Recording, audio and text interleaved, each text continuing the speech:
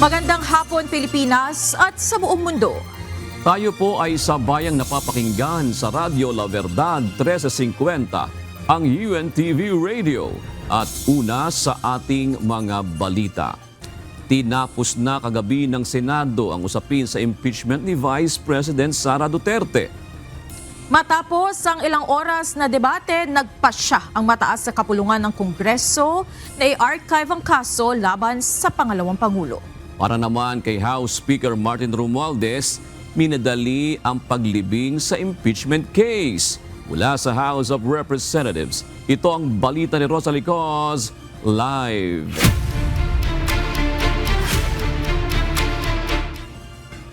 Magandang hapon, Rosalie. Ano ba ang naging pagtanggap ng mga kongresista sa naging hakbang kagabi ng Senado?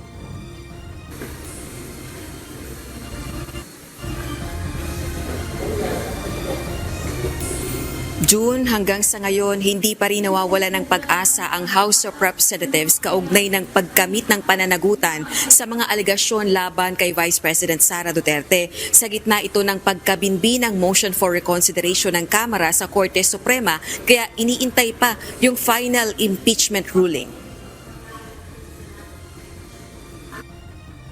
Tuloy ang laban para sa konstitusyon, rule of law at accountability. Yan ang mensahe ng liderato ng Kamara matapos na magdesisyon ang Senado na i-archive ang articles of impeachment laban kay Vice President Sara Duterte kasunod ng desisyon ng Korte Supremang nagdedeklarang unconstitutional ang reklamo. Naninindigan si House Speaker Martin Romualdez na hindi nila minadali ang paghahain ng impeachment case.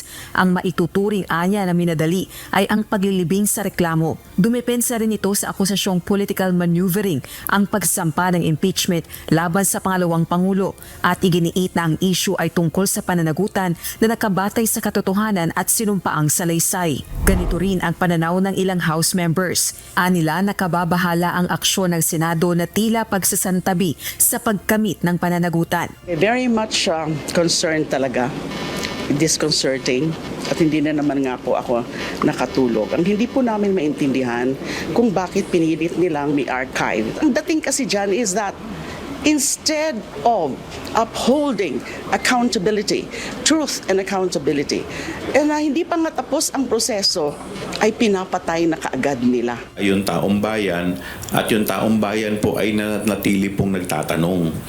At tinatanong po ng taong bayan kung nasaan po napunta yung mahigit kalahating bilyong piso na nawawala po.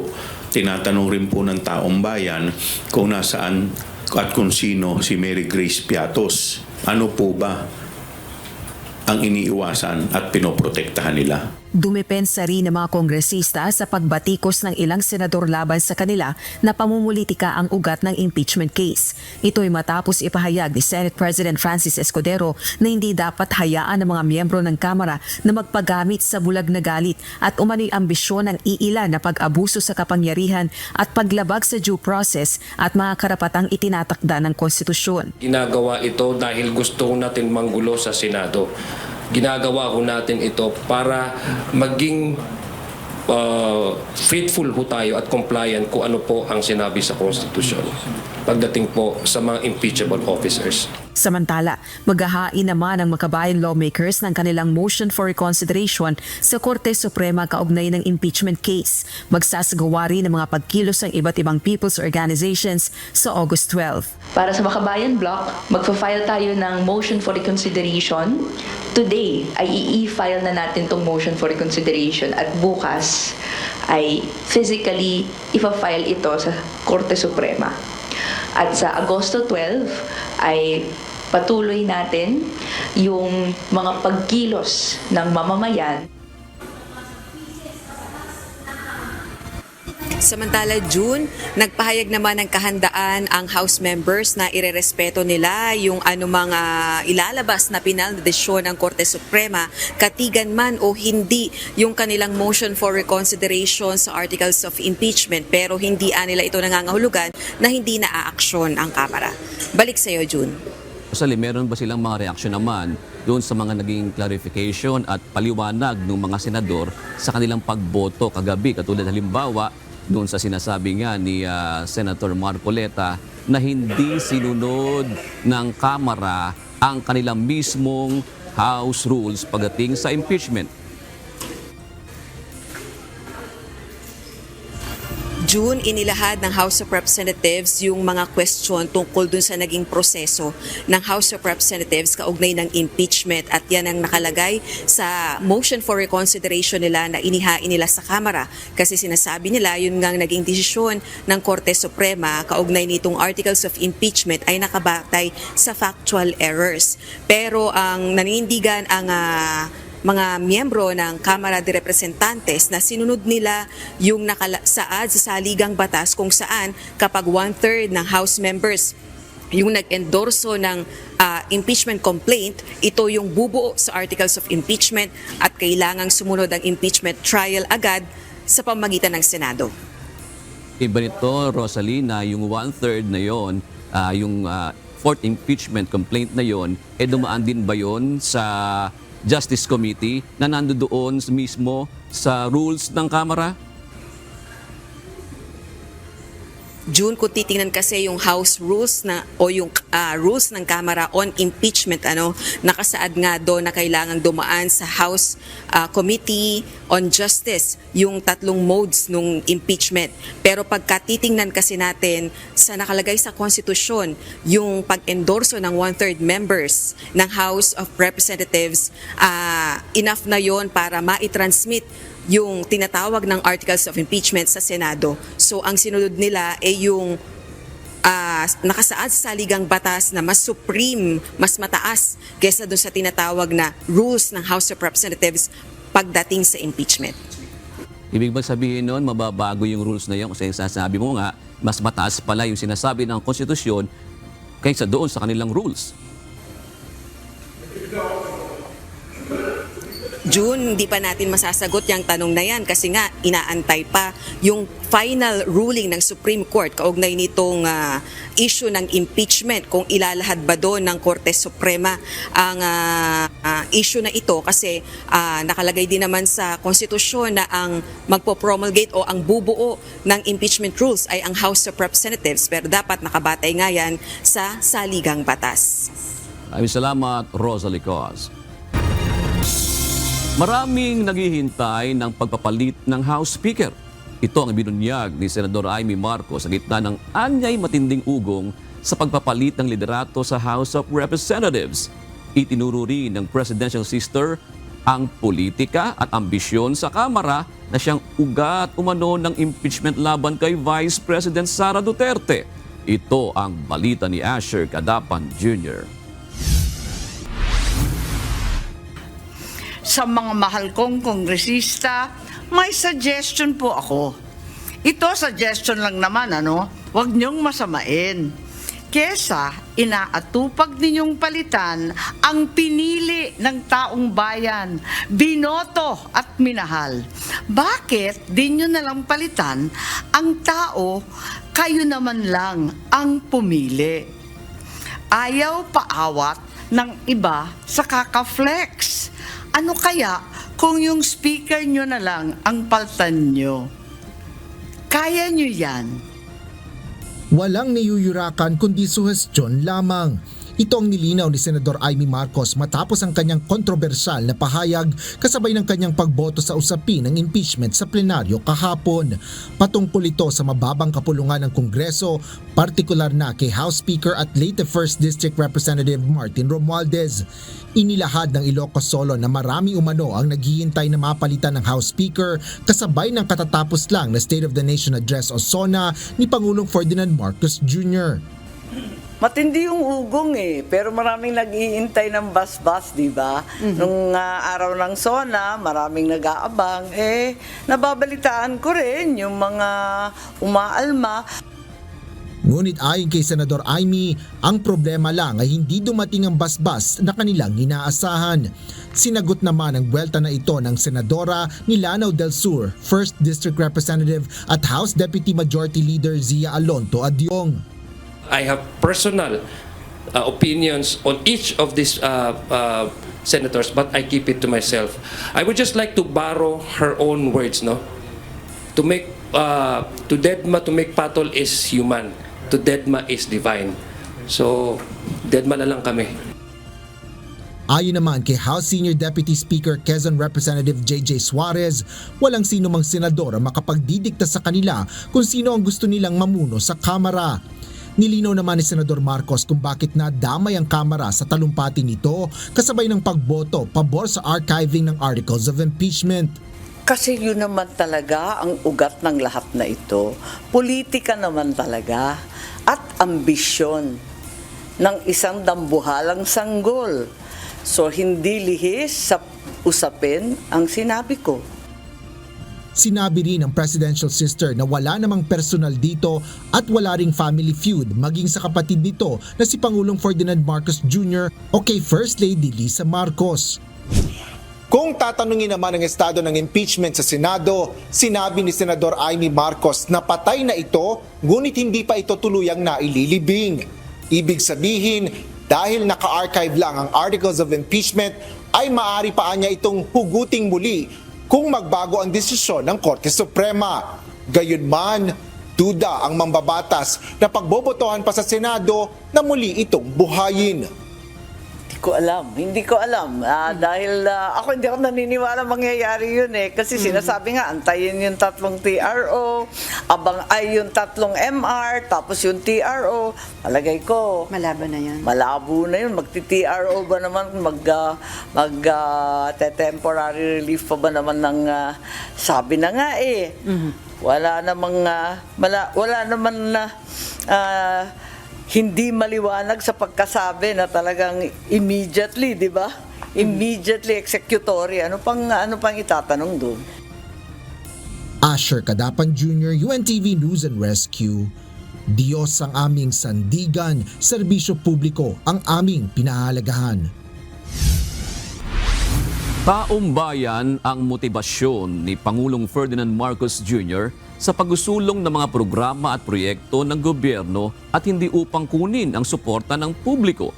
Ito ang iginit ng Pangulo kasunod ng pagtaas ng kanyang trust and approval ratings. Iginit din ng Presidente na hindi dapat questionin o panghinayangan ang mga inuutang ng pamahalaan para sa mga hakbang na mamamayan ang makikinabang. Ito ang balita ni Ivan Alvarez. Hindi ganun ang approach na. We don't work according to surveys, not really. Hindi pagpapabango sa publiko, kundi tanging trabaho lamang. Ayon kay Pangulong Ferdinand Marcos Jr., hindi ratings, kundi ang pagtugon sa pangangailangan ng mga Pilipino ang layunin ng mga programa ng gobyerno. Batay sa survey ng Okta Research nitong Hulyo, umakyat sa 64% ang trust rating ni Pangulong Ferdinand Bongbong Marcos Jr.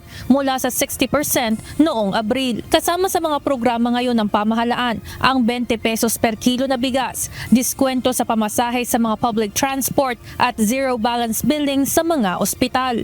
There are many things that we can do that affect people's lives and help people's life, make it more easy, cheaper, easier, more convenient, save time, all of those things that are valuable to all of us. It's not really to try and do anything. Dagdag pa ni PBBM, kaya rin siya personal na bumibisita sa mga ito ay upang malaman ng mga tao ang mga serbisyong pupwedeng makuha mula sa gobyerno.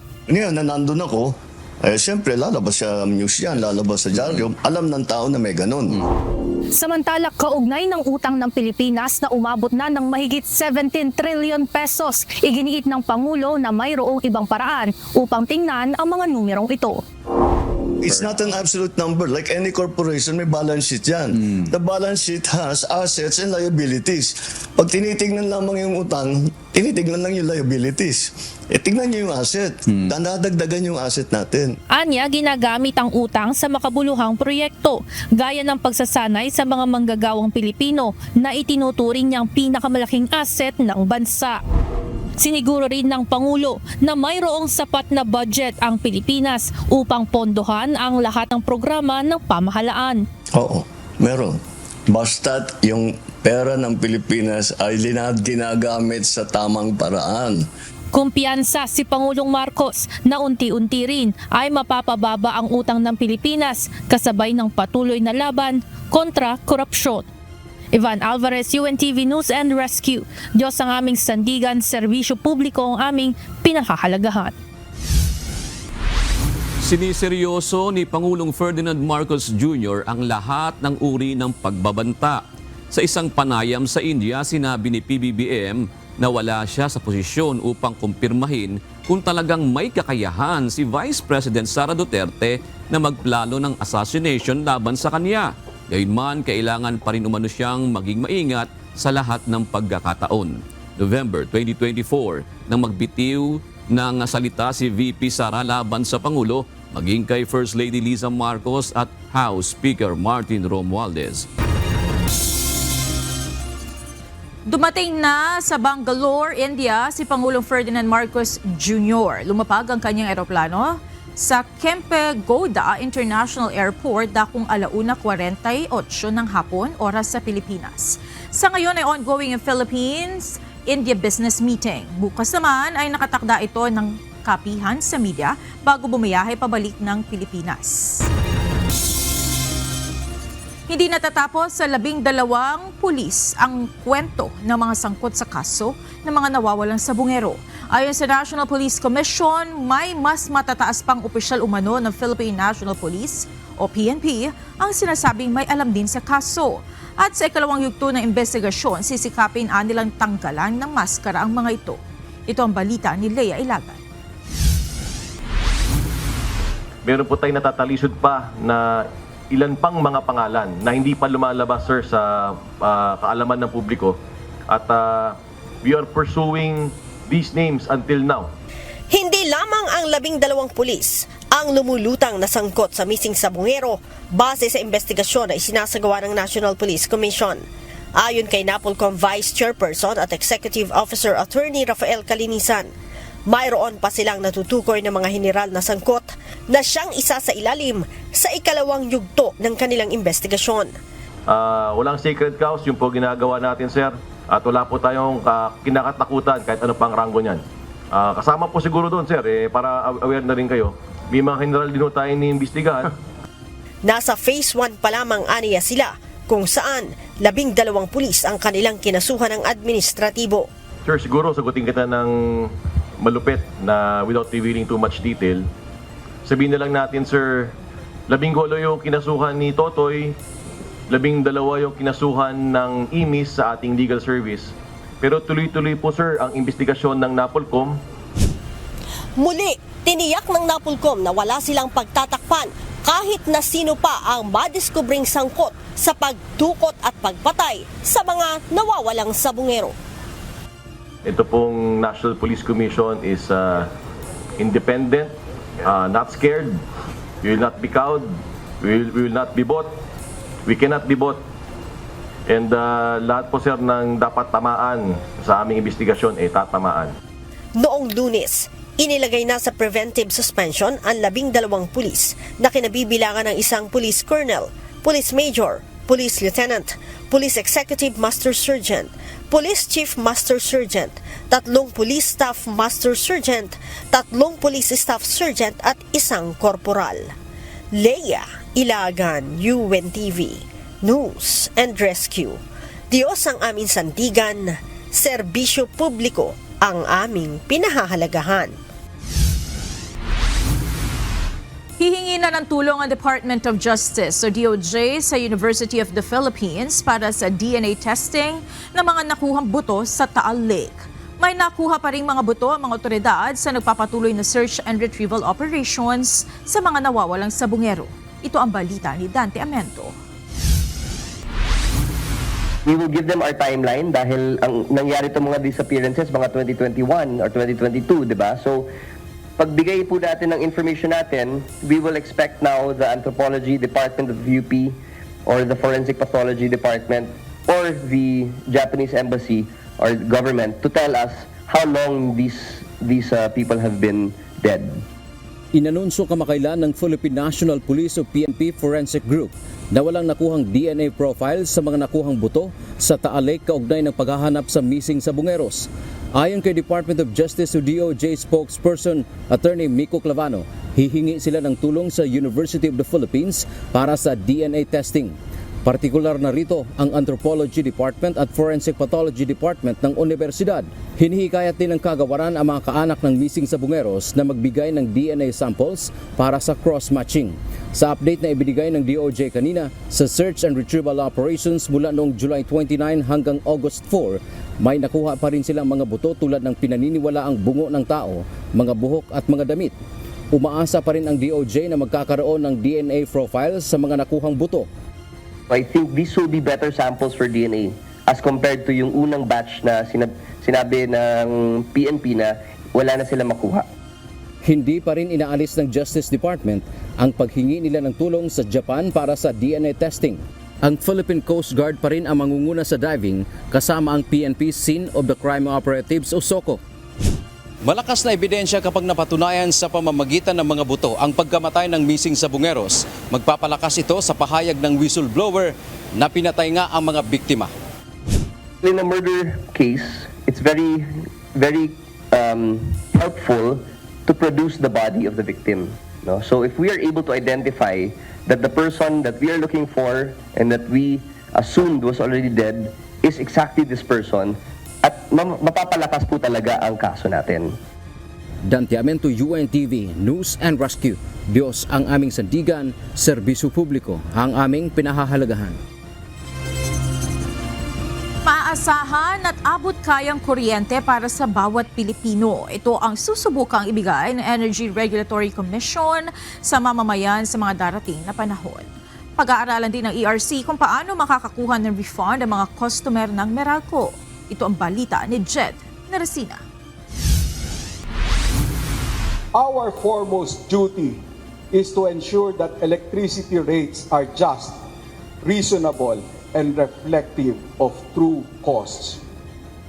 We will base our decisions on rigorous analysis, accurate data, and meaningful stakeholder consultations, always prioritizing the welfare of electricity consumers. Sisiguraduhing patas ang singil sa kuryente. Ito ang isa sa tiniyak ni Attorney Francis Saturnino Juan bilang bagong chairperson ng Energy Regulatory Commission o ERC.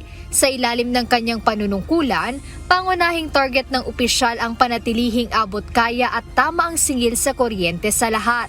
Dagdag nito, natitiyakin niya ang masusing pagsusuri sa datos na may kinalaman sa operasyon ng ahensya at makikipag-ugnayan sa mga stakeholder para unahin ang kapakanan ng mga consumer. Binitawan ko kanina yung katanungan dapat na lagi naming isa sa isip sa tuwing kami ay magdidesisyon. Ito bang desisyon na ito, ultimately, will this be for the best interest of the consumer? And what is for the best interest of the consumer? It is ensuring reliable electricity, affordable electricity. Gayunman, ayon kay Attorney Juan, hindi isang madaling proseso ang pagpapababa sa singil sa kuryente. Ngunit tiniyak ng bagong pinuno ng ERC na palalakasin nila ang pagbabantay sa merkado upang maiwasan ang pang-aabuso, kasabay ng pagpapabuti ng serbisyo at masigurong ang kompetisyon ay magdudulot ng mas magandang serbisyo at mas murang presyo ng kuryente. We cannot promise automatically overnight that we'll have power rates. Mahabang proseso ang dinadaanan ng ating paglilikha ng kuryente hanggang sa paghahatid nito. Ang gusto naman natin ay ibigay kung ano lang ay yung nararapat para sa mga namumuhunan na ito, nang sa ganon ay mapaglingkuran natin, mapagsilbihan natin ang consumer interest. Bukod dito, planong pabilisin din ng ERC ang rate reset o ang pag-aaral at pag-aayos ng kanilang ginagawa sa pagsingil ng power companies tulad ng National Grid Corporation of the Philippines o NGCP at mga distribution utility gaya ng Meralco. Ayon kay Attorney Juan, kung mapatunayang mayroong sobrang singil, ay maaari itong ibalik o i-refund. Itong period na ito, na tawagin na lang natin na lapsed years, kinakailangan magkaroon na rin ng pagdidesisyon ng ERC, malaman kung ano ba dapat ang siningil ng mga private distribution utilities na ito versus dun sa kanilang aktual na siningil, at nang sa ganon, kung mayroong variance or mas malaki halimbawa yung kanilang na-implementa kaysa doon sa magiging final rates na aaprubahan ng komisyon, ay maaari silang mapagsoli or mapag-refund. Isa rin sa target ng ERC ngayon ay magkaroon ng mas maraming investment upang mas dumami rin ang supply at magkaroon ng mas magandang serbisyo na magre-resulta sa mas murang singil sa kuryente. Jed Neresina, UNTV News and Rescue. Diyos ang aming sandigan, serbisyo publiko ang aming pinahahalagahan. Tumaas ang gross domestic product o GDP ng Pilipinas sa 5.5% sa second quarter ng 2025 batay sa ulat ng Philippine Statistics Authority. Nalampasan nito ang growth rate ng Indonesia na 5.1% at China na may 5.2%. Kasunod nito ay naasahang malalampasan din ito ang growth rate ng Malaysia sa 4.3% at Thailand na may 2.4%. Ayon sa Department of Economy, Planning and Development o DepEd, paiigtingin pa ng gobyerno ang mga programa at proyekto na may kinalaman sa public services, edukasyon, health, food security at digital and physical connectivity. Habang ang Department of Budget and Management naman, titiyakin ang tamang paggamit ng public funds para i-prioritize ang mga programa ng pamahalaan na mataas ang impact, gayon din ang napapanahong paggastos ng budget.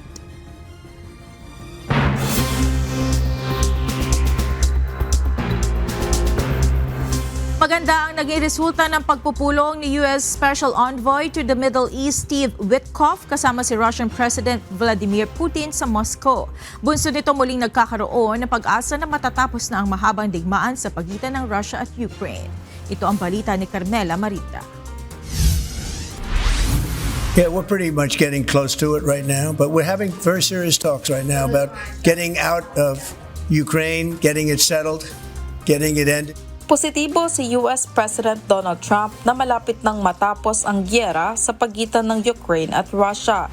Ginawa nito ang pahayag kasunod ng naging pagbisita ni US Special Envoy Stephen Witkoff sa Moscow, kung saan nagkausap sila ni Russian President Vladimir Putin.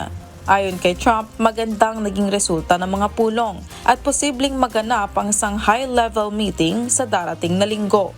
Well, there's a very good prospect that they will. And we haven't determined where, but we had some very good talks with President Putin today.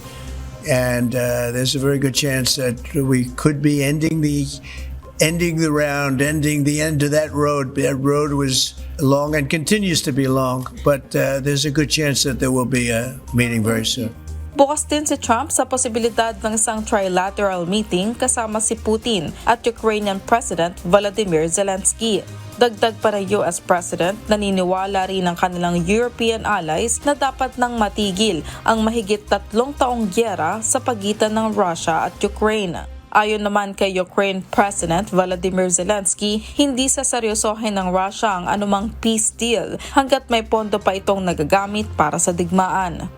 Дуже важливо, що в Москві почали зважати на тиск світу, на тиск Сполучених Штатів Америки, на загрозу більш жорстких санкцій за війну. І дійсно один з ключових санкційних треків проти російської нафти, щоб Росія пішла на мир.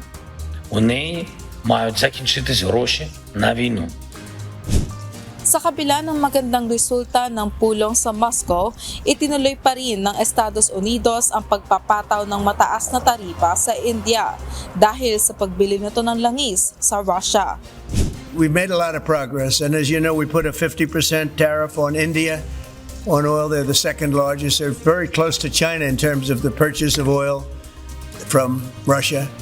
Patuloy namang tinututulan ng India ang aksyong ito ng US. Sa pahayag na inilabas ng Ministry of External Affairs ng India, sinabi nitong hindi makatarungan ang hakbang ng US at gagawin nila ang lahat para protektahan ang kanilang bansa.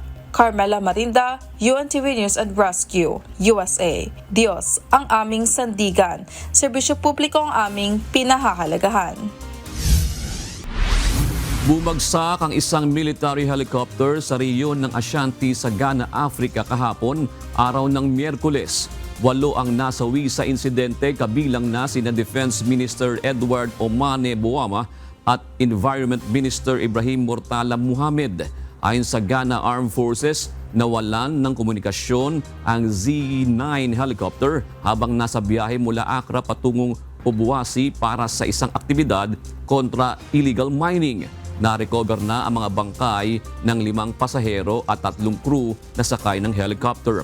Nagdeklara si President John Mahama ng 3 araw na national mourning simula Huwebes at iniutos na ilagay ang watawat sa half-mast habang nagpapatuloy ang investigasyon sa insidente. Balita muli sa loob ng bansa, isa sa katuparan na ng Department of Transportation ang pagsaayos ng mga istasyon ng EDSA busway.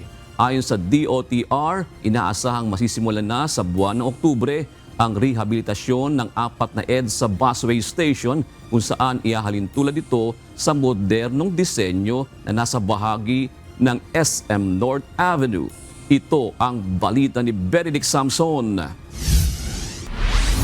Kasi sabi nga ni Pangulo, kailangan bilisan natin itong mga proyektong to para sa mga commuters natin. No? So, ginawa natin ang paraan this year. Sisimulan na natin phase 1 and 2, each worth roughly about 200 plus million. 4 na istasyon sa EDSA busway ang planong isailalim sa rehabilitasyon ng Department of Transportation. Ayon kay Transportation Secretary Vince Tison, inaasahan na masisimulan sa buwan ng Oktubre ang pagsasaayos ng monumento, Bagong Baryo, North Avenue at Guadalupe busway stations bilang bahagi ng phase 1 ng proyekto. Sa phase 2 naman, 3 istasyon ang aayusin, kabilang na ang 2 bagong istasyon na Cubao at Parañaque Integrated Terminal Exchange o PITX. Yes, kaya nga pinili natin yun as 2 new stations kasi nga madaming sumasakay doon. No? So, and ngayon, as of today, wala pang istasyon doon sa 2 areas na yon. Suportado naman ng Department of Budget and Management ng panukala na pagsasaayos ng EDSA busway. So, recommendation sana natin is that gusto natin ma-implement na siya sa buong stretch. Kung magkulang man ang budget na yan, syempre papakita po natin sa Pangulo na sana magawa natin ang paraan. Kung ready naman tayo at pwede na natin i-implement. Sec Vince, may TOR tayo, may design and all. Baka pwede tayong maghanap sa budget pa para madagdagan. Samantala, ininspeksyon din ng DOTR at DBM ang bagong gawang elevated bike lane sa elliptical road sa Quezon City. Ayon sa Transportation Department, malaking tulong sa kaligtasan ng mga siklista ang ganitong uri ng elevated na bike lane. Hindi tulad dati na nasa gilid o outer lane lamang ito ng mga kalsada. This is, I think, sets a standard no, for pedestrians and bikers. No? That they feel safe, hindi sila masasagasaan, protected, may greenery. So, kompleto eh. So, we really admire what Quezon City has done here. So, maganda to. Gayahin to sa iba't ibang mga syudad, no? And yun nga yung utos ni Sec Mina. Sana ma-replicate. Oo, sana ma-replicate sa ibang lugar. Basta siguro may space, pwede nilang i-replicate. Isa sa natuwa sa ganitong proyekto ang bike commuter na si Will Hansen Lee. Kwento niya, noong hindi pa ganitong elevated ang bike lane, may mga pagkakataon na kamantika na siya mabangga ng nakakasabay niyang mga sasakyan. Oo, dati nasagi or muntikan, maraming muntikan. Tulad yun actually yun sa Commonwealth southbound kasi tinanggal yung mga barrier sa bike lane. Kaya yung mga kotse, yung mga jeep, ayun. So nangyari, kasi nakapark sa bike lane, susunod ako. Susunod, yung mga hintuan ng mga jeep. So, sa motorcycle lane ako. Yung mga bus, doon nagsuswerve. So susunod ako. Yung bus sa likod, bumibisisaan kasi naghahabol ng pasahero. Ayun, kasi ang lapit na niya. Ang lapit, ganito kalapit. Benedict Samson, UNTV News and Rescue. Diyos ang aming sandigan, serbisyo publiko ang aming pinahahalagahan. Suportado ng Department of Budget and Management o DBM ang panukalang isa publiko ang buong budget process mula sa paghahanda ng pambansang pondo hanggang sa maging ganap na batas o General Appropriations Act. Kasama na rito ang budget call, submission ng budget proposals ng mga ahensya sa DBM, budget deliberation sa Kamara at Senado bicameral conference committee at formal na pagsabatas ng pambansang pondo. Sa pahayag ni DBM Secretary Amina Pangandaman, isinusulong ng administrasyon ang transparency at accountability, kaya suportado nito ang pagsapubliko ng budget process. Nagkaroon ng simpleng salo-salo si Vice President Sara Duterte kasama ang kanyang legal team kasunod ng pagkaka-archive ng impeachment case. Sa mga larawang ibinahagi ni Davao City Councilor Attorney Luna Acosta, makikita ang pangalawang Pangulo kasama ang legal team at petitioners na nagsulong ng dismissal ng impeachment. Idinagdag ni Acosta na tiwala ang kanilang kampo sa kanilang mga legal na argumento sa gagawing paghahain ng komentaryo sa motion for reconsideration ng House of Representatives. Binigyan ng pinansyal na tulong ng pamahalaang lungsod ng Maynila ang mga nasunugan kahapon sa Aroma Compound, Tondo, Manila. Samantala, inaresto ng pulis ang dalawang sospek na nagnanakaw ng mga tanso at kawad ng kuryente habang nilalamon ng apoy ang mga bahay ng mga residente. Ito ang balita ni Ryan Lacanlale, live. Ryan, nagbalikan na ba yung mga residenteng nabigyan ng financial aid para muling itayo yung kanilang mga bahay doon sa lugar? June, meron kasing mga residente doon na bahagyang natupok lang yung kanilang apoy. Pero karamihan doon sa mga residente, doon sa nasa gitna o yung talagang tinupok ng apoy, ay mananatili muna sila dito sa mga 4 na evacuation center ngayon na itinalaga dito sa Barangay 105 at yung isa naman doon na nakatalaga doon sa kalapit na barangay, yung Barangay 104. Sa evacuation muna mananatili ang mga residente sa Aroma Compound sa Barangay 105 Tondo, Manila na biktima ng sunog kahapon. Ayon kay Mayor Isko Moreno, tutulungan nila na makakabangon muli ang mga nasunugang residente. Pinagkalooban sila ng financial assistance na nagkakahalaga ng 5,000 o 15,000 piso kada pamilya. Wala pa makakabalik dahil magki-clearing pa eh. Ito lang muna yung mga sustenance at yung pansamantalang pinagpapasalamat natin sa school na nagagamit muna yung pansamantalang tirahan nila. Pero babalik din sila and the city will provide financial assistance for them to rebuild their homes. Bukod sa financial assistance, binigyan din sila ng kitchen kit, family food pack at pakakainin sila sa loob ng hanggang 5 araw habang sila ay nasa evacuation center. Sa tala ng DSWD, umabot sa 872 pamilya o higit 4,000 individual ang biktima ng sunog. May panawagan naman si Mayor Isko sa national government. Mananawagan na rin ako sa national government, particularly NHA kasi property ng NHA yan eh, yung lugar na yan. Na matuloy na yung pabahay nila. Kami naman, nagbibuild din naman kami ng pabahay. But with the limited resources, we can only build so much in a particular timeline. Pero ito, it's high time na sana magawa na at mabigyan na ng atensyon ng pamahalaan. Pinasalamatan naman ng alkalde ang mga tumulong para mabilis na maapula ang sunog kahapon, kabilang na ang Department of National Defense, Armed Forces of the Philippines dahil sa pag-deploy ng Black Hawk para tumulong sa pag-apula ng apoy. Aniya, posibleng lumaki pa ang sunog at mas marami pang nadamay na residente kung hindi ito agad naapula. Gayunman, sa mga nagpapatuloy o patuloy na nagpapaabot ng tulong sa mga nasunugan. Kung wala yung Black Hawk, Chinook and Yui, maraming salamat sa mga piloto. Thank you very much. Napakagaling.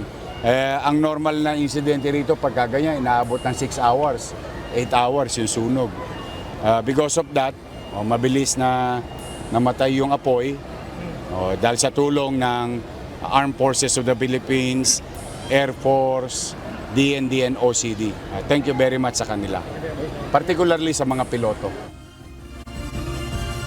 Samantala, June, nahuli ang 2 individual kahapon na nag-viral dahil sa pagnanakaw ng tanso at kable ng kuryente sa kasagsagan ng sunog.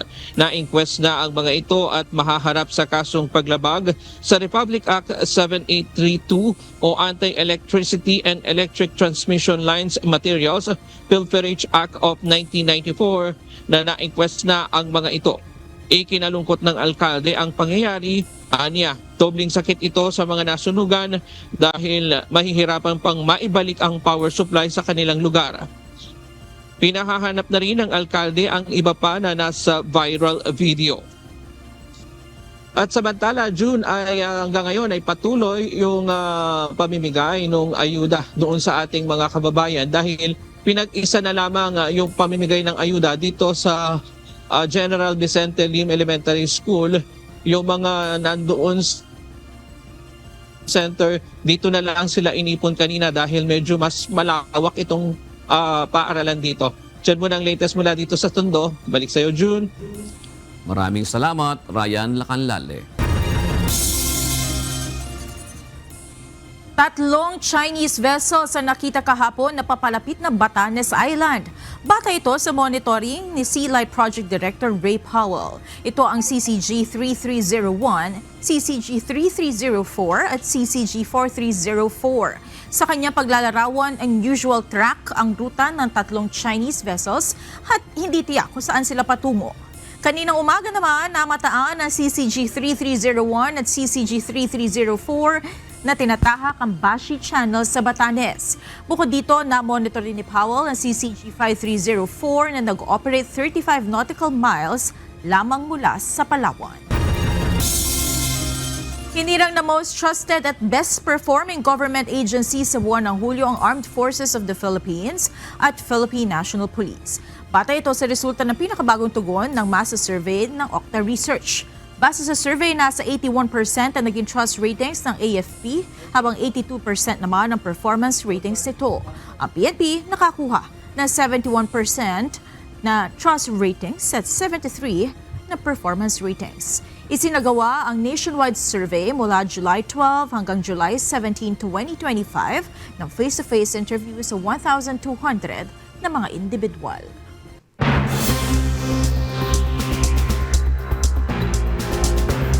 Umapila ang mga abogado ni dating Brazilian President Jair Bolsonaro laban sa ipinataw na house arrest sa kanya ngayong linggo.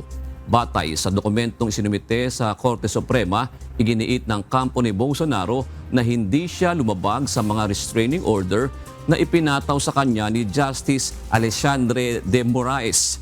Pinatawan si Bolsonaro ng house arrest matapos umano niyang subukang impluwensyahan si US President Donald Trump kaugnay sa kasong kinakaharap niya.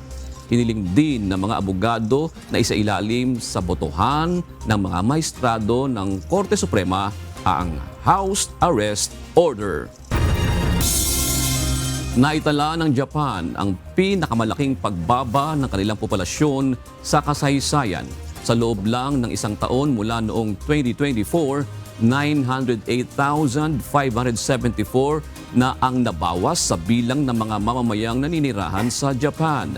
Ayon sa datos ng Ministry of Internal Affairs, bumaba sa 120.6 million ang kabuang bilang ng Japanese residents na siyang ika-16 na sunod na taon ng patuloy na pagliit ng populasyon. Tanging Tokyo lamang ang nakapagtala ng pagtaas ng bilang ng mga Japanese residents habang pinakamalaking pagbaba ang nakita sa Akita, Aomori at Kochi prefectures. Bukod sa mababang birth rate at mataas na bilang ng mga namamatay, tumatanda na rin ang populasyon ng Japan kung saan halos 30% ng populasyon ay nasa edad 65 pataas.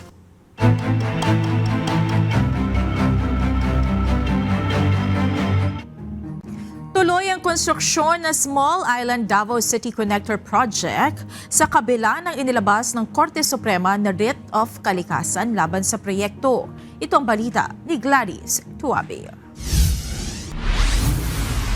Nagpadayon gyapon natong trabaho despite the fact na dunay gisangat na writ of kalikasan na batok sa proyekto sa Supreme Court. Bukod sa mas mabilis na transportasyon, inaasahang malaki ang maitutulong sa pag-unlad ng ekonomiya at turismo ng Davao City at Samal Island sa oras na matapos ang Samal Island Davao City Connector Project. Ngunit ayon sa ilang environmental groups, maaari umanong makasira sa bahura na nasa Marine Protected Area doon ang konstruksyon ng tulay, dahilan para maglabas ng writ of kalikasan ang Korte Suprema. Sa kabila nito, inihayag ng Department of Public Works and Highways o DPWH Region 11 na nagpapatuloy pa rin ang kanilang pagtatayo sa proyekto. So until such time na wala tayo madawat na order for us to stop, such as a temporary restraining order, nagpadayon ng proyekto. Kaya katong temporary environment protection order na turn down naman to sa Court of Appeals. So that was one of the prayers dito sa writ of kalikasan. So we're way past over that, but still nagpadayon ang kaso, pero magpadayon gyapon ang proyekto.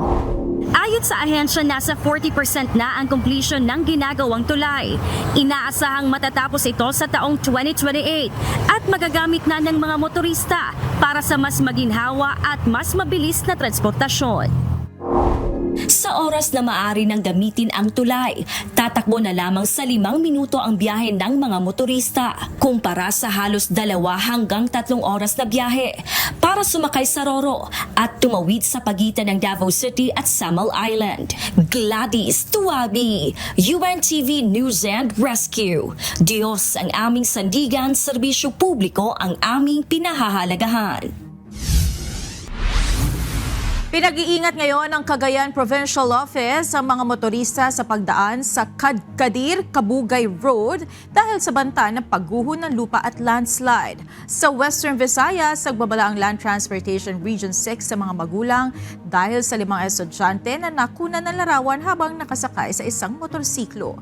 At sa Cebu City, pinasara ng pamahalaang panglungsod ang isang quarry dahil sa patong-patong na mga paglabag. Ito ang balita ni JP Nunez.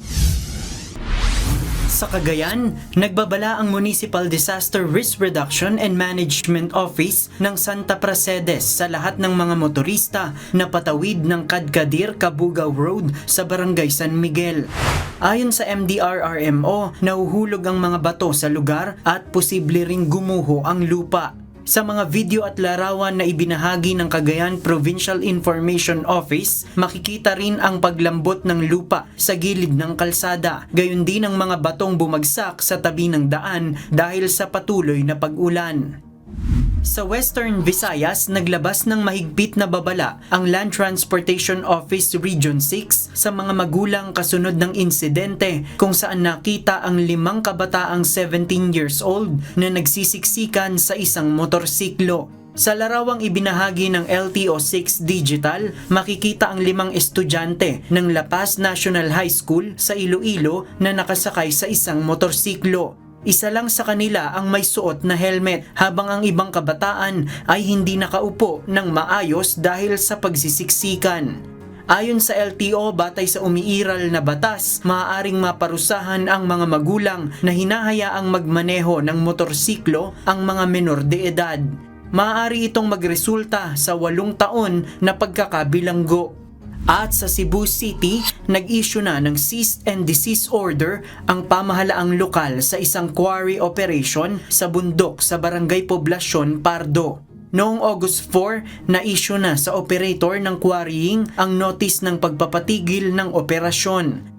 Sa ngayon, naglagay na ang Prevention, Restoration, Order, Beautification, and Enhancement o PROBE at Cebu City Environment and Natural Resources Office o CENRO ng mga tarpaulin na nagsasabing ipinatutupad na ang cease and desist order sa lugar. Ilan sa paglabag ng quarrying ang kawalan ng development permit, excavation permit, bigong paglalagay ng building permit at construction sign at paglabag sa mga umiiral na ordinansa sa lungsod. JP Nunez, UNTV News and Rescue. Diyos ang aming sandigan, serbisyo publiko ang aming pinahahalagahan.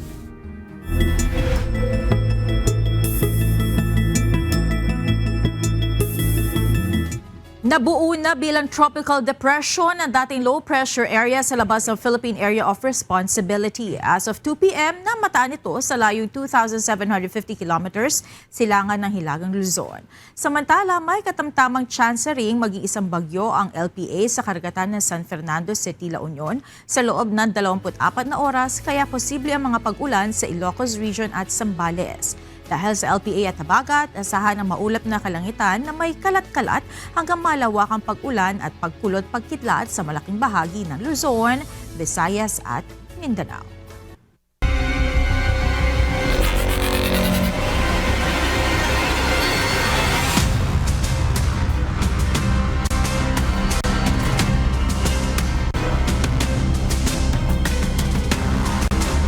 Sa pagpapatuloy ng UNTV Cup Executive Face-Off 2025, nananatili pa ring undefeated at nangunguna sa kanilang bracket ang mga kupunan ng Ombudsman Graph Busters at Judiciary Magis matapos ang kanilang bakbakan sa hardcourt nitong Miyerkules. Samantala, ang PhilHealth Insurers at Agriculture Kadiwa Warriors bigo pa ring makasungkit ng kanilang unang panalo sa elimination round. Ito ang balita ni JP Nunez.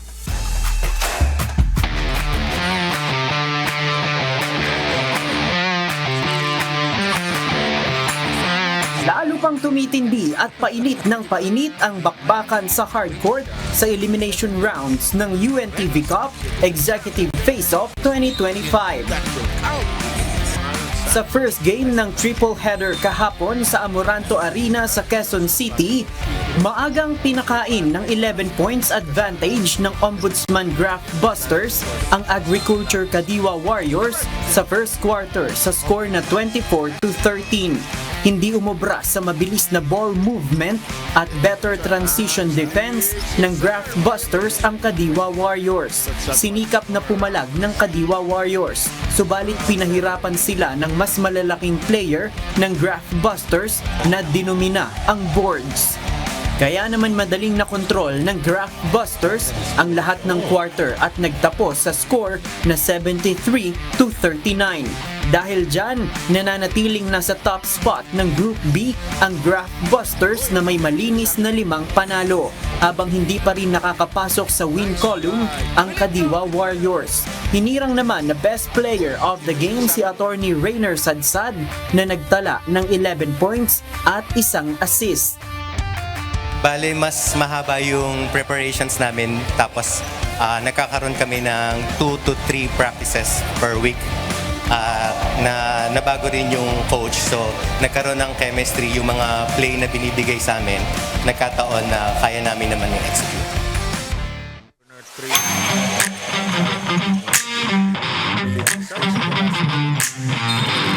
Sa second game, di kita naman at palitan ng kalamangan ang bakbakan ng Judiciary Magis at SSS Pension Boosters sa first quarter. Subalit nag-adjust ang Magis ng diskarte at namuhunan sa fast break at mabilis na takbuhan, kaya naman biglang naiwan at naghabol na ang Pension Boosters. As the buzzer sounded, lamang ng 24 points ang Judiciary Magis sa final score na 77-53. Napangalagaan ng Judiciary ang kanilang undefeated record na ngayon ay nasa 4 straight win na. Hinirang na best player of the game si Judge Ryan Bartolome na nagtala ng 12 puntos. Naging sikreto anya ng kanilang winning streak ang all-star nilang coaching staff.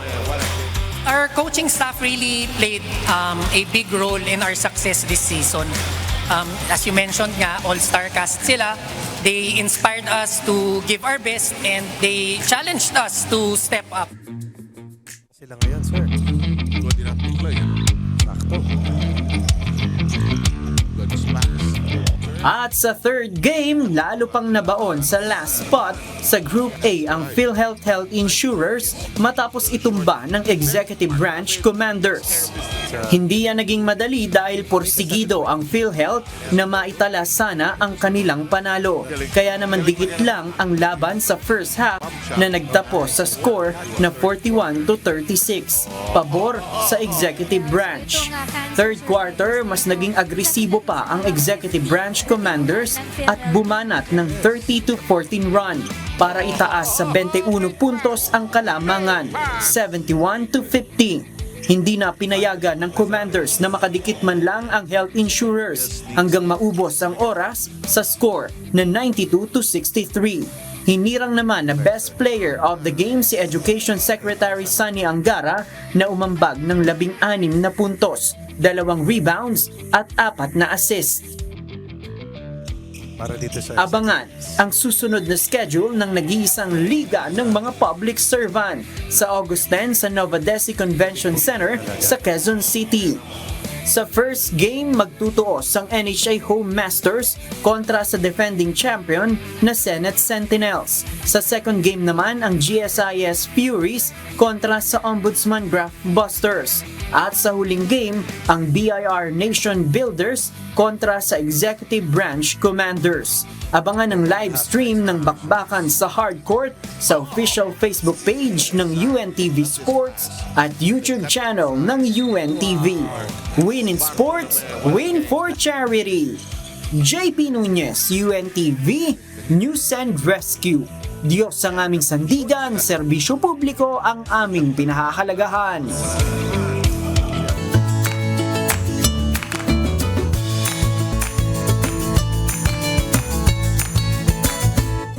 Narito naman po ang ating mga kausi ngayong araw po ng Thursday. Salamat po at shout out kina Araceli Dayaw Mochizuki, Melchor Max at Thelma Takad. Maraming salamat din kina Marlon Villanueva, Kyrie Flores at Simeon H. Baharo. Mga kasangbahay, kung may mga istorya po kayo nais balikan sa Ito ang Balita, pwede niyo po ito muli mapanood sa aming mga official social media account. Magtungo lamang po sa UNTV News and Rescue YouTube channel at i-click ang subscribe button. Gayon din sa aming Facebook, Instagram, X at TikTok accounts. Mapapanood niyo rin po rito ang iba pang news programs ng UNTV, pati na iba pang video ng nag-iisang public service channel. Kaya subscribe, like, and share. Narito naman ang salita ng Diyos na ating sandigan mula sa Aklat ng Kawikaan 28:27 na nagsasabi, "Siyang nagbibigay sa dukha ay hindi masasalat, ngunit siyang nagkukubli ng kanyang mga mata ay magkakaroon ng maraming sumpa."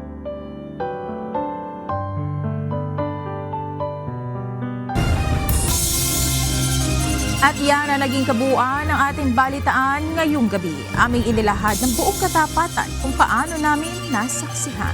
Kayo po'y makapagtitiwala ng aming nakita at narinig ang aming ibinabalita. At dito po sa UNTV, Diyos ang aming sandigan, serbisyo publiko ang aming pinahahalagahan. Magandang gabi po.